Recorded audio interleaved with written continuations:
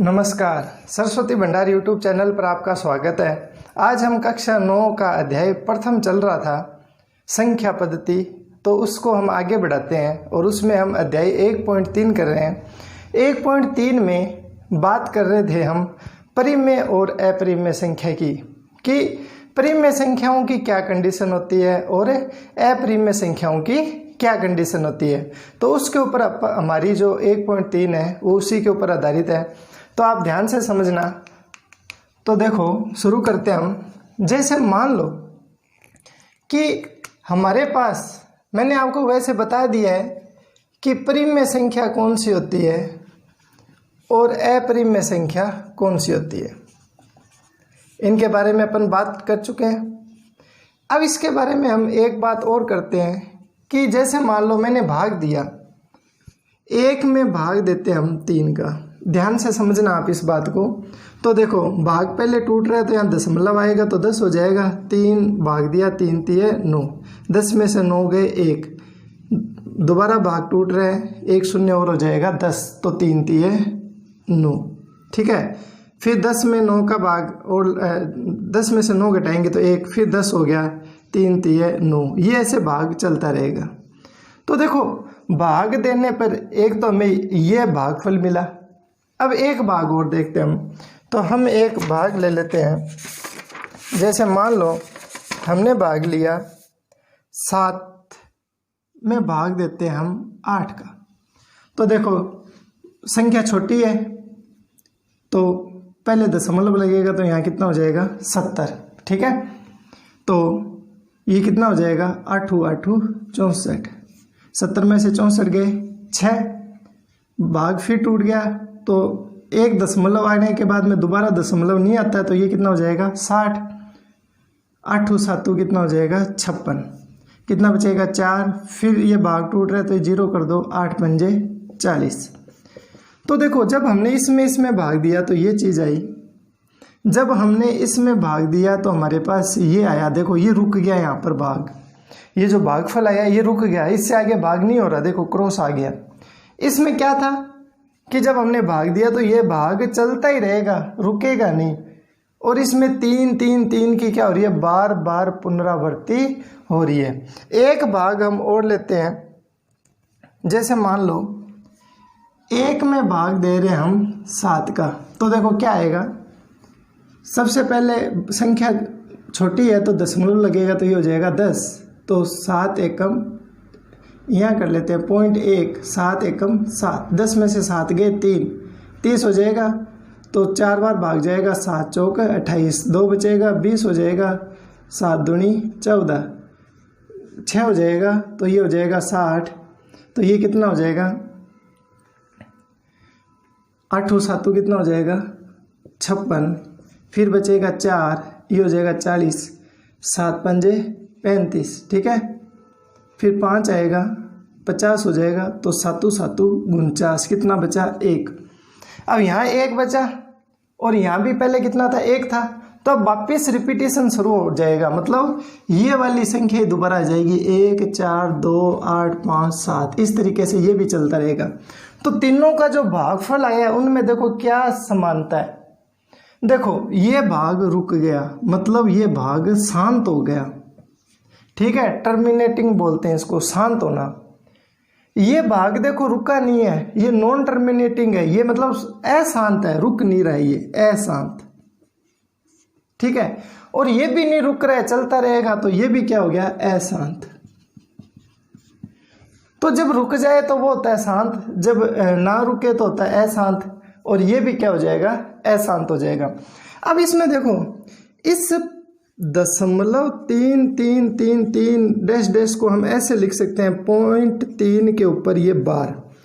बार का मतलब है कि 3 का बार बार रिपीटेशन हो रहा है। 3 का क्या हो रहा है, बार बार इसका क्या हो रहा है, रिपीटेशन हो रहा है। ठीक है, इसी प्रकार इसको हम ये लिख सकते हैं पॉइंट।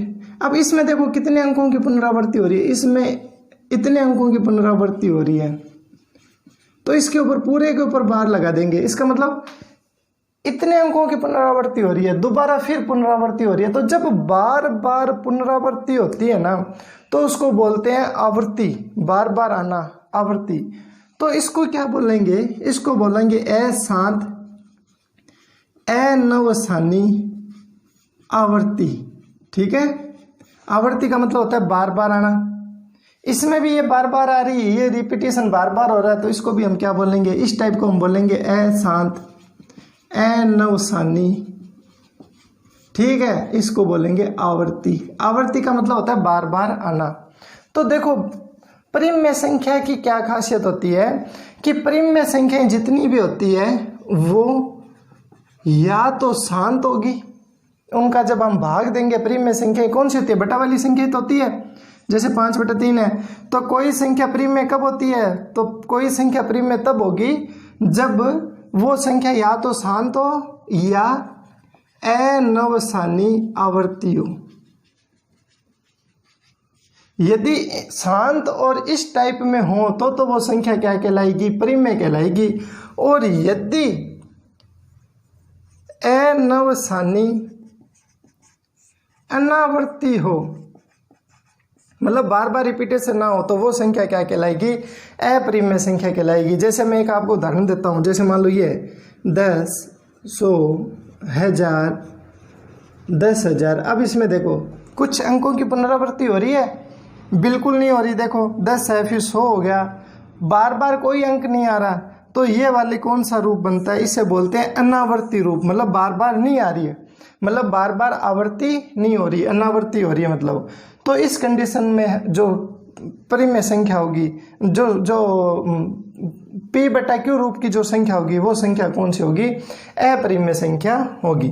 ठीक है ना, तो ये बात आपको समझ आ गई होगी। तो हम एक बात लिख सकते हैं कि यदि कोई संख्या परिमेय है, तो देखो इसके लिए हम ये बात लिख सकते हैं कि परिमेय संख्या का दशमलव प्रसार या तो शांत होगा या अनवसानी आवर्ती होगा। ठीक है ना, तो जो परिमेय संख्या होती है, उन परिमेय संख्याओं का जो दशमलव प्रसार निकालते हैं, वो दशमलव प्रसार या तो क्या होता है, शांत होता है, और या फिर क्या होता है, अनवसानी आवर्ती होता है। तो उस कंडीशन में संख्या क्या होगी, परिमेय संख्या होगी। इसी को हम दूसरे रूप में लिख सकते हैं कि यदि किसी संख्या का दशमलव प्रसार शांत या अनवसानी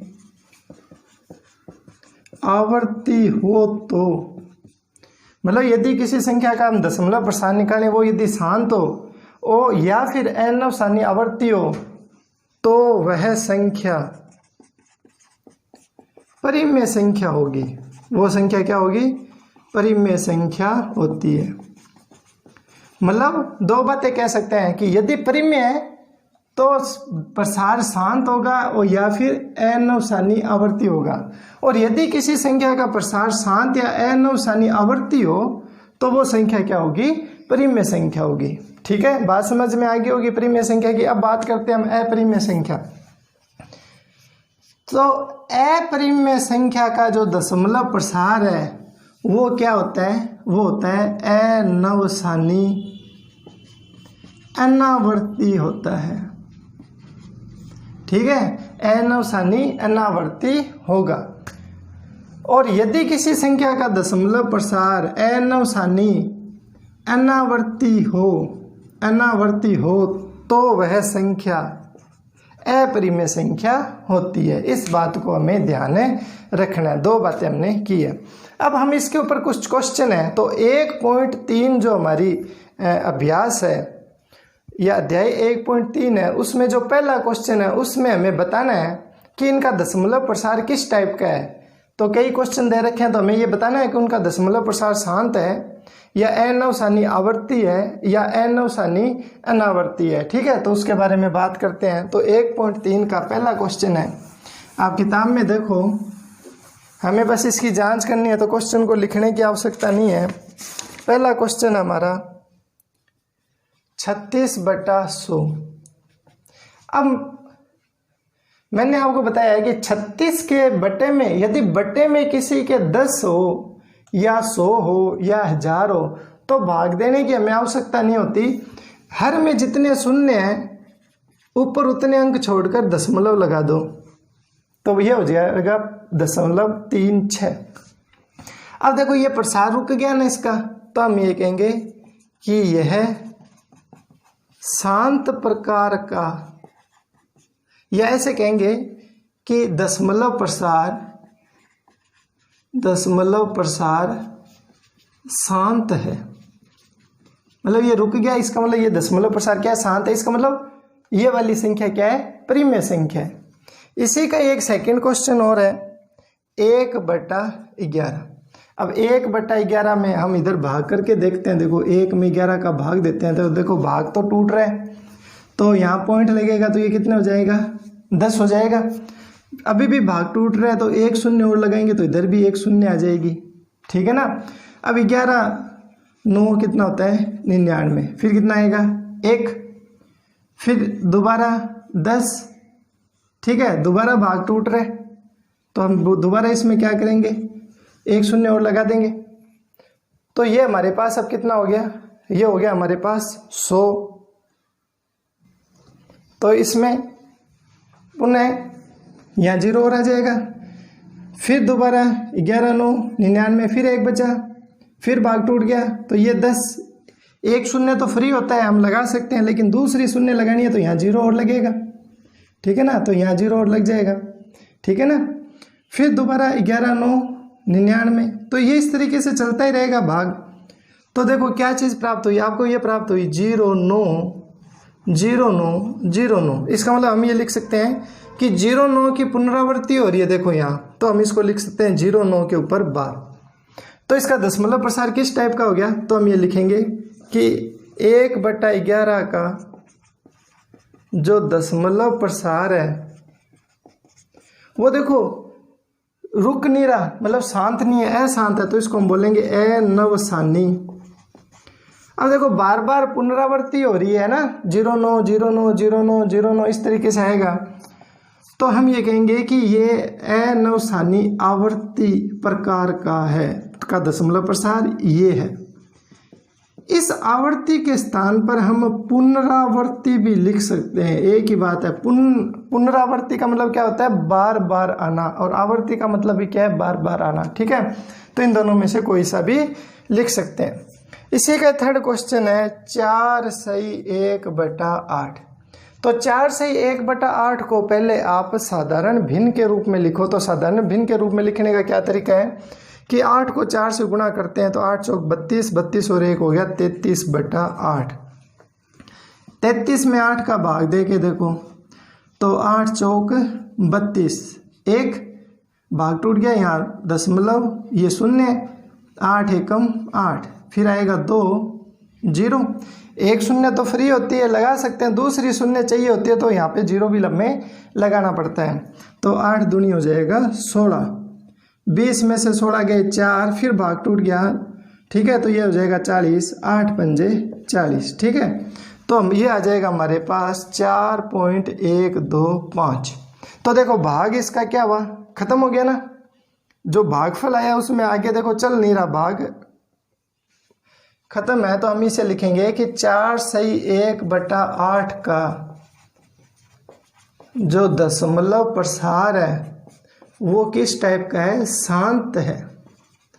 और जब शांत हो या अनवसानी आवर्ती हो तो जो दी गई संख्या है वो क्या होगी, परिमेय होगी। ये भी परिमेय है, ये भी परिमेय है, ये भी क्या है, परिमेय संख्या है, ठीक है। इसी का ही क्वेश्चन नंबर जो 1 है, इसी के अंदर अगला क्वेश्चन है 3/13।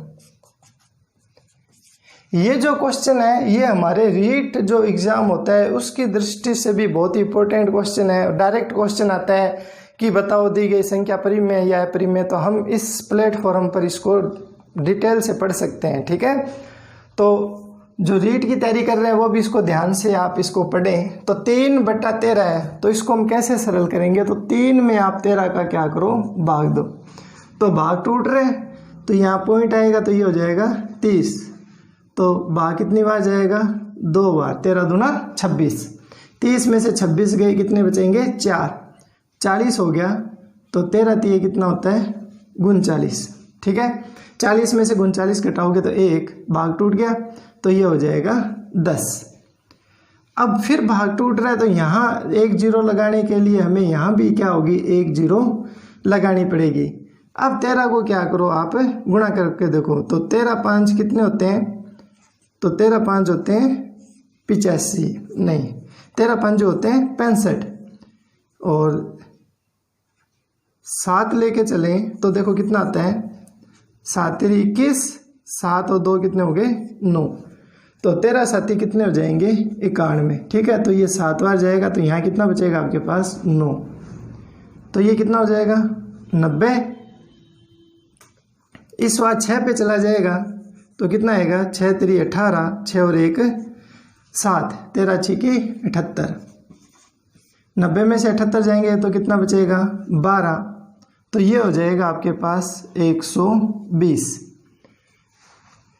120 हो जाएगा, तो ये कितने पे जाएगा?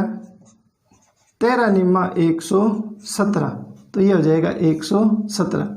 ये आ जाएगा 9। तो यहाँ पे कितना बचेगा? 3। अब आप देखो यहाँ 3 था, यहाँ शुरुआत में भी कितना था? 3 ही तो था। इसका मतलब इस संख्या का रिपीटेशन होगा। अब दोबारा भाग लगेगा ना, तो ये स्टेप आएंगे और इस तरीके से दोबारा ये चलेगा, इस तरीके से। तो इसका मतलब हमारे पास इसका दशमलव प्रसार आया 2 3 0 7 6 9, और उसके ऊपर हमने बार लगा दिया। इसका मतलब ये संख्या बार बार रिपीट होती जाएगी। तो इसका दशमलव प्रसार किस टाइप का हो गया? मैंने भाग भी आपको करके दिखा दिया पूरा का पूरा, ठीक है ना। तो हम कहेंगे कि 3/13 का जो दशमलव प्रसार है वो दशमलव प्रसार अनवसानी आवर्ती या पुनरावर्ती है। मतलब इसका जो दशमलव प्रसार है वो किस टाइप का है? अनवसानी आवर्ती प्रकार का है। ठीक है, आवर्ती के स्थान पर हम पुनरावर्ती भी लिख सकते हैं। इसी का 5वां क्वेश्चन है 2/11। तो 2 में 11 का भाग दो, तो यहाँ 11 किया, दशमलव ये हो गया 20, 11 एकम 11, 9 बचा 90, 11 8 88, 2 बचा। तो देखो यहाँ पर शुरू में कितना था? 2, और दोबारा 2 आ गया ना, तो मतलब बार बार 18 18 18 आता जाएगा। तो इसका दशमलव प्रसार आएगा 18 18 18 इस तरीके से। और इसी को मैं लिख सकता हूँ 18 के ऊपर बार की, मतलब बार बार 18 की क्या हो रही है? पुनरावृत्ति हो रही है। तो हम ये लिखेंगे कि 2/11 का जो दशमलव प्रसार है वो अनवसानी पुनरावर्ती या आवर्ती प्रकार का है। ठीक है, हमें यही बताना था कि दशमलव प्रसार किस प्रकार का है। ठीक है, कर लोगे इस क्वेश्चन को। नेक्स्ट है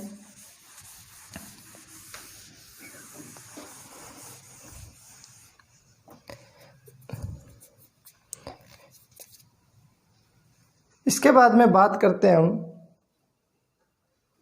क्वेश्चन नंबर 2 है कि 1/7 का दशमलव प्रसार ये है 0.1428557 और इसके ऊपर 12, मतलब 1/7 का दशमलव प्रसार ये है। तो उसने कहा है कि 2/7 का दशमलव प्रसार क्या होगा? 3/7 का दशमलव प्रसार क्या होगा? 4/7 का क्या होगा? 5/7 का क्या होगा? और 6/7 का दशमलव प्रसार क्या होगा? ये हमें बताना है कि यदि 1/7 का ये दशमलव प्रसार है तो 2/7 का कितना होगा? तो हम क्या करेंगे, ये जो 2 है ना, 2 इसको लिख देंगे 2 गुणा 1/7, एक ही बात है। ये आ जाएगा 2 गुणा 1/7 का दशमलव प्रसार ये है 1 4 2 8 5 7, इसके ऊपर 12 है। मेरे कहने का मतलब है इसको 2 से गुणा कर दो आप, ठीक है। तो ये आ जाएगा 7 दूनी 14, 5 दूनी 10 और 1 11, 8 दूनी 16 और 1 17, 4 और 1 5, 8 2 पॉइंट। तो ये इसका नया दशमलव प्रसार आ जाएगा 0.285714 और इसके ऊपर क्या आएगी 12 आ जाएगी, ठीक है। अब इसी तरीके से यहाँ पर हमें 3/7 का चाहिए, तो हम इसको क्या लिखेंगे, हम इसको लिख देंगे 3 गुणा 1/7। तो 3 गुणा 1/7 का दशमलव प्रसार ये रहा 0.142857, ठीक है। इसको 3 से गुणा कर दो तो देखो कितना आएगा जाएगा, 3 से गुणा करेंगे तो 7 3 21, 5 3 15, 15 और 2 कितने होते हैं 17, 8 3 24, 24 और 1 कितना हो जाएगा 25, 3 दूनी 6, 6 और 2 कितने हो जाएंगे 8, 12, 3 और 1 कितना हो जाएगा 4 पॉइंट। ये लो जी, इसका दशमलव प्रसार क्या आएगा 0.428571, ठीक है। इसी प्रकार उसने 4 का पूछा तो यहाँ पे क्या कर दोगे 4 और यहाँ पर गुणा किससे कर दोगे 4 से। इसको क्या करो 4 से गुणा कर दो। 5 कहे तो यहाँ पर फिर क्या कर देना 5 कर देना और 5 से गुणा कर देना। और 6 का और पूछा तो यहाँ 6 करके और 6 करके इसको 6 से क्या कर देना गुणा कर देना। तो ये हमारे पास इनका क्या हो जाएगा दशमलव प्रसार आ जाएगा।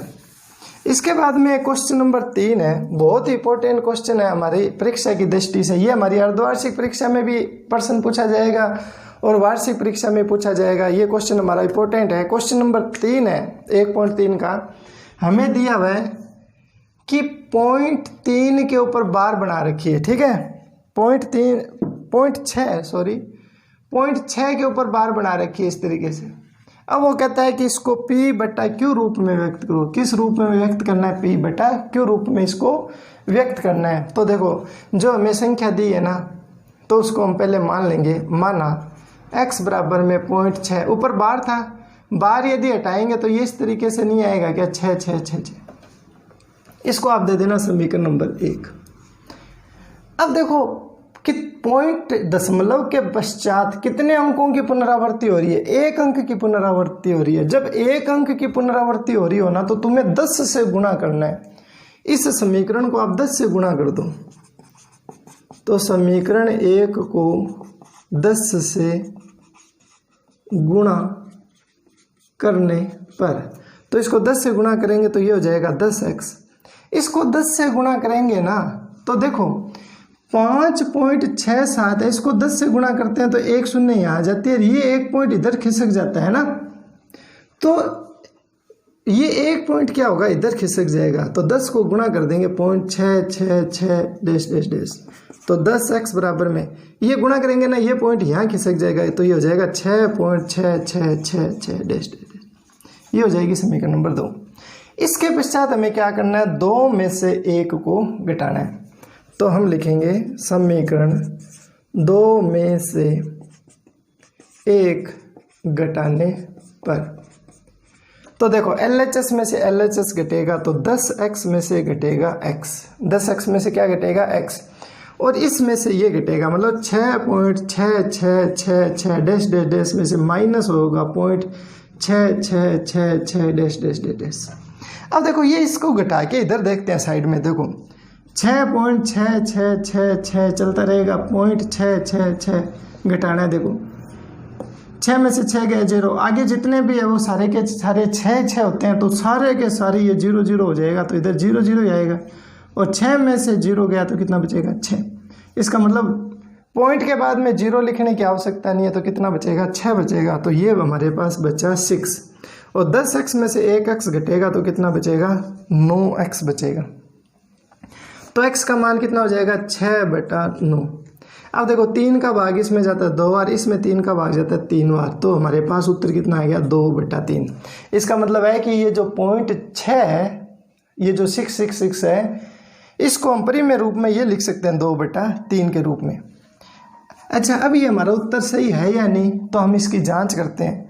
तो आप 2 में 3 का भाग दे के देखो दोबारा ये चीज़ आ रही है क्या, देखो देखो यहाँ पॉइंट लगा तो ये 20 हो गया 6 3 18, फिर 2 बचा 20 हो गया 6 3 18, फिर 2 बचा 20 हो गया 6 3 18। तो देखो 6 6 आया जा रहा है ना, इसका मतलब ये हमारा उत्तर बिल्कुल सही है। ठीक है, इसी तरीके से हमारा एक उदाहरण नंबर है, मैं आपको बता दूं कि उदाहरण नंबर है 7। उदाहरण नंबर 7 में यहाँ पर हमें दिया हुआ है 3, या ऐसे लिखा हुआ है 0.33333 इस तरीके से। अब देखो 6 है, वहाँ पर कितना हो जाएगा, 3 हो जाएगा। तो देखो यहाँ पर सब जगह क्या हो जाएगा, 3 3 3 3 आ जाएगा। यहाँ भी क्या हो जाएगा, 3 3 3 3। यहाँ भी कितना बचेगा, 3, और ये भी कितना हो जाएगा, 3 3 3 3। ठीक है, तो इस बार यहाँ पर भी ये क्या चीज़ बचेगी, ये 3 3 3 3 आएगा, और यहाँ भी कितना हो जाएगा, 3 3 3 3। ठीक है, घटाओगे तो अब कितना बचेगा, 3। तो यहाँ क्या चीज़ आ जाएगी, 3/9। 3 का भाग इसमें एक बार और इसमें 3 का भाग 3 बार। तो इसका मतलब x का मान कितना आ गया, 1/3। इसका मतलब ये जो 0.3 है इसको हम दशमलव प्रसार के रूप में हम क्या लिख सकते हैं, इसको हम लिख सकते हैं x बराबर में 1/3 लिख सकते हैं। ठीक है ना। इसी तरीके से हमारा एक क्वेश्चन और है कि हमें उदाहरण में दे रखा है कि यदि यहाँ पर 0.9 हो जाए तो क्या होगा, मतलब इस स्थान पर क्या हो, 9 आ जाए या 9 कर दो। ठीक है, मतलब ये सब 9 9 हो जाएंगे तो क्या चीज़ आ जाएगी, तो भी हम इसमें 9 9 करके इसको सरल करेंगे तो उत्तर कितना आ जाएगा, 1 आ जाएगा। ठीक है, तो ये चेंज होते रहते हैं। तो इसके बाद में एक क्वेश्चन और हमारा ऐसा ही क्वेश्चन है, इसी का क्वेश्चन नंबर 3 का सेकंड भाग है।